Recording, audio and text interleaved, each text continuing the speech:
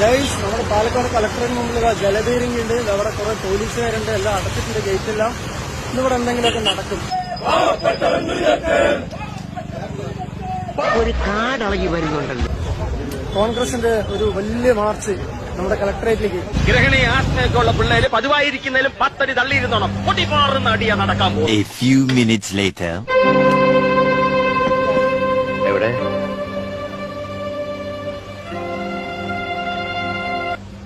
എന്തോ വലിയ സംഭവമൊക്കെ ഉണ്ടാവുന്ന വിചാരിച്ചു, പക്ഷെ ഒന്നും ഉണ്ടായില്ല. ഒരു പ്രതിഷേധ മാർച്ചെന്ന് പറഞ്ഞ വലിയ പ്രതീക്ഷയിൽ ഫോട്ടോ എടുക്കാൻ വന്നതാ. ഇവിടെ നോക്കണമെന്ന് ഈ വഴിക്കേ ഇല്ല, അവരവിടെ ദൂരെ എവിടെയോ പോയി നിൽക്കണ്. വെറുതെ കൊതിപ്പിച്ച് അല്ലേലും ഇവനൊന്നും ആവശ്യത്തിന് ഉപകരിക്കില്ല. പേരിന് ഒരാളെങ്കിലും വന്ന് കൊടിയില്ലേ കണ്ടില്ലേ? ചാനലുകാരെല്ലാവരും എന്തൊക്കെയോ സംഭവിക്കുന്നു പറഞ്ഞിട്ട് എല്ലാവരും വന്നിരിക്കും. എന്തൊക്കെ ബഹളമായിരുന്നു.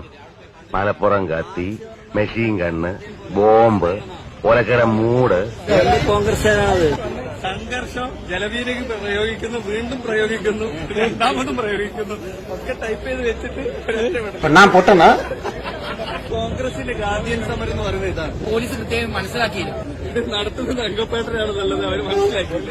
പ്രതികാരം നാളെ ചെയ്താൽ മതിയാ.